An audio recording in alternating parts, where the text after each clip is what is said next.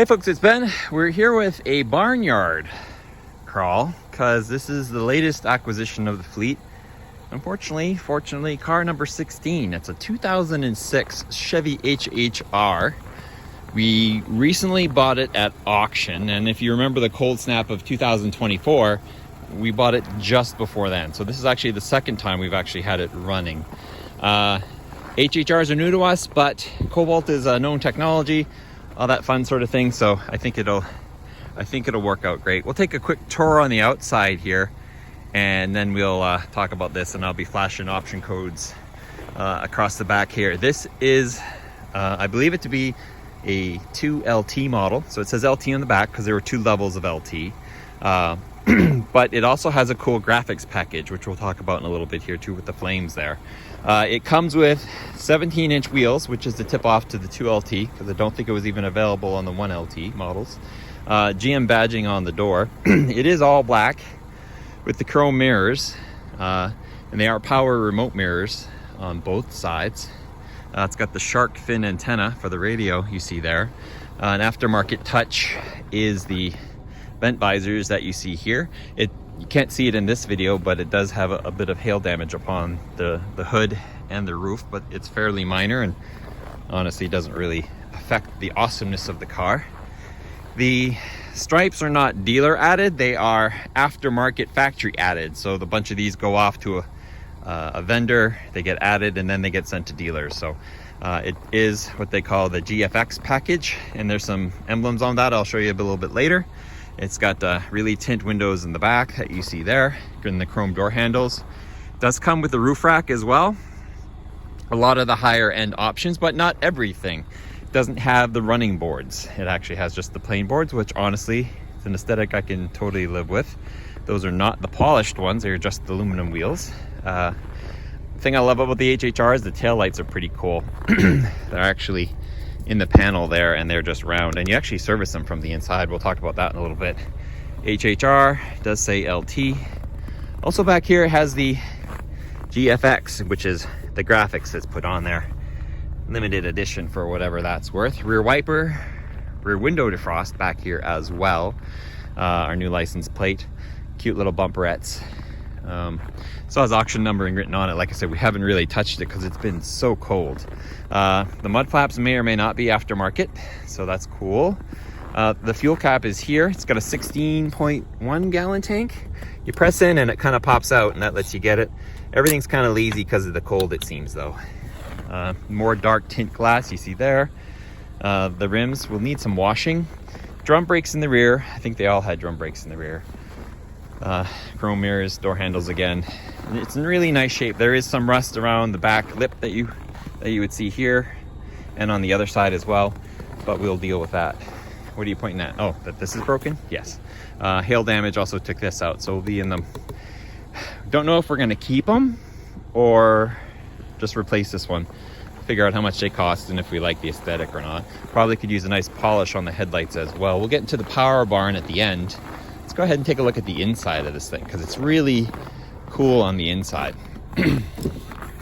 We open it up, gray interior. We have door locks, and then here's a connection for your remote mirrors.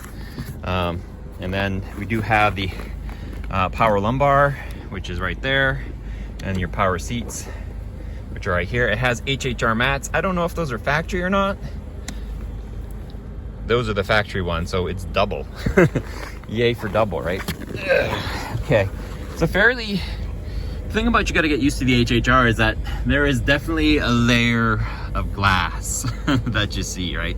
And that's part of its coolness, is that. So we mentioned the power door locks, either locked or unlocked. The power mirrors, window controls are like the Equinox. They're down here, so you have the lockout and then all four windows. We'll start with the center stack, I guess. Hazard lights, very Equinox-esque because it's the same vintage style of car. CD. It doesn't say it, but it does have the Pioneer subwoofer in the back. We'll see that later. Rear wiper control. This car actually came with the ashtray / lighter option. So instead of just being a power port, there would have been at one point a actual lighter for this car. Whether or not it was used, who's to say who ordered it, right? Does have air conditioning, and there's the rear window defogger. You press the whole thing and it turns on, and the idle goes down a little bit. And then we have the 4T45 transmission, and then we got the park brake lever, and then 2 cup holders way back here, and then just a little coin holder, I guess, all the way back. That's pretty nifty. Coming back to the steering wheel, so I slapped that option across because it is a leather steering wheel. Oops, that's lock to lock. Here we have all the cruise control functions are here. And that's the information center. Okay. Oh yeah, these 2 are the information center, because we does have the, like, it's negative 10C. It's not exactly warm out here, but trip A, trip B, fuel range. The problem with this one is, like, when it's a fixed dial, like, you notice the speedometer says km per h. When you switch it to miles per hour or customary, it'll switch the speedometer over as well, which is a pain, because in the Equinox it's always kilometers, but I have it read in miles because I'm an American. But here in Canada, that can be less awesome when you're doing the speed limit, so we're gonna have to live in Clickland here. Oil life is at 5%. Yeah, I believe that. Actually, we're warming it up to change the oil next. So coolant's at 71 degrees C, that's cool. And yeah, so that's the cycle through. No lights on the gauges. Fuel gauge, tachometer, temperature on the odometer, and we're at 213, so this is where I do the conversion for you. What's that, 130-ish? Wiper, pulse, and wash and all that fun stuff on that side. Blinker and headlight control on this side, and the tilt wheel is right here on that. Oh yeah, and on the other side, this is optional because we looked at one yesterday in the junkyard, but didn't take a video. We have volume and channel, I believe, and what's that for? Answering a phone? Might be something. No, there's no Bluetooth on this unit, so figure it out at some point. I'm not sure what that button does. You push this and you get a magic compartment full of your sunglasses, cell phone. It'd be cool to put a charger in there. Put your cell phone in there, charge it. This one is equipped with a sunroof, a factory sunroof. So it's got the shade, and then you pull it back and you have your glass, and your controllers for both tilting forward or back are here. This one is for moving the glass back. This one's for just tilting it up and down. And I rarely go over the mirrors, but we do have mirrors here. And oh, well, that's when it last had its oil changed. 212. And it's only on 213. I'm guessing they didn't reset it. So there you go on that one. And is it lit on this side? Is it fancy? Survey says no. It also has provisions for lights, but no. And so that's the front side. We've got our glove box here. And here's the RPO codes. Let me hang on that for a second while the VIN is hard to decode on this thing. I've not really got a successful decode on it. Websites know, but it's just not overly logical, I guess, for me. Anyway, so that's the glove box. This is actually panel lighting level if our headlights were on. And then it does have the optional fog lights in the front if I haven't pointed that out already. And then these you can... The fog lights? Sure. And then it's got a little indicator on the dash there. So that's the front seats. At least it's power driver. I haven't checked the passenger side yet. Yep, they're both on, so that's cool. And the recircs and the fan control and all that cool stuff. We never have fog lights. No, they're for fog, right? They're bright. So all back here, the rear area. Lots of cool stuff back here. More matching floor mats, so that's cool. Cargo's there, door, window control. Is that my own window control? So I don't have power lock control back here, I just have power window control. That's cool. We got a cup holder, so arm wrestle the guy over here for it, and a power port on this side, and right back there. And another cool thing to it, if we turn around here, is there's a knob here and a knob on the other side that if you pull them, you can pull the seat forward. And if you get the seatbelt out of the way and that seat out of the way, it actually folds flat. And we'll go take a look at the back and see how cool that is. But fairly generic, not overly spacious, but it'll get kids around, and that's really what we're looking for. Come around to the back. This is where the magic happens. So we have our Pioneer subwoofer back there. It says it right there on the Pioneer. These little panels behind them holds where you can replace the taillight, so you don't actually have to take them out. The full flat backs, and it's got this cool carpet, which I will pass off to my assistant, that fits over the hard cargo mat. And in here we have two things: a storage compartment, bins for this and that, plus the latch for the child seats. So we have those, and we have cargo latches there. And then we have this guy, which is a large plastic, and if you follow the instructions, which I'm not going to do, you can take this out with one hand and the camera, and you can either take it completely out or flip it over and put it back in the car. So it can be a shelf on those two holes that you see right there. So you can have two tiers of cargo level. So if you're doing groceries, you can load one store on the bottom, then put the other store on top. And then underneath this, there's a hard shell floor, and I left this loose so I could take this out. And then if you go, and there's a little thumb hole, lift this up. There we go. Underneath is the baby spare tire and the battery. Remember, Cobalts and like have the battery in the back, so there it is as well. And so that's the rear compartment. So you have all that stuff. Get back here.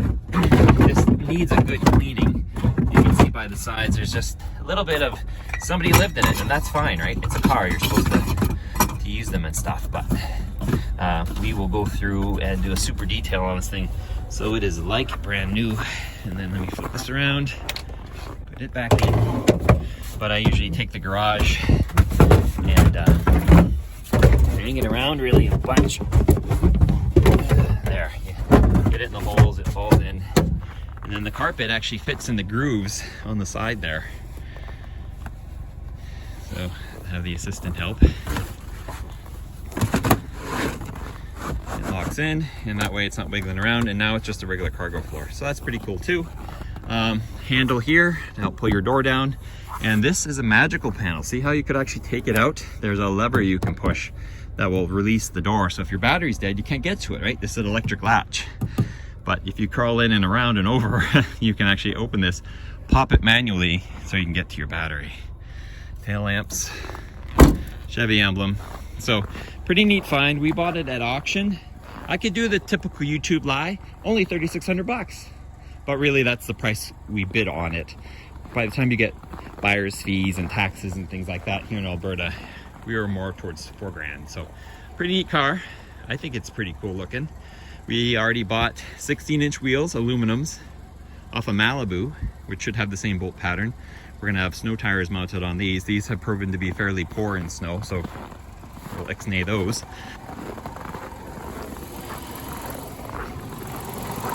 Is it hydraulically lifted up? Cool. They did obviously clean this. We have the Ecotec 2.4 liter, so the bigger of the two Ecotecs. Radiators in front, air conditioning access there, ABS module there, that's cool. And then we have the engine itself, which is all vibrating. Deck's cool. The air filter lives here. Coolant is there. It has the plug for it. Block heater, yep.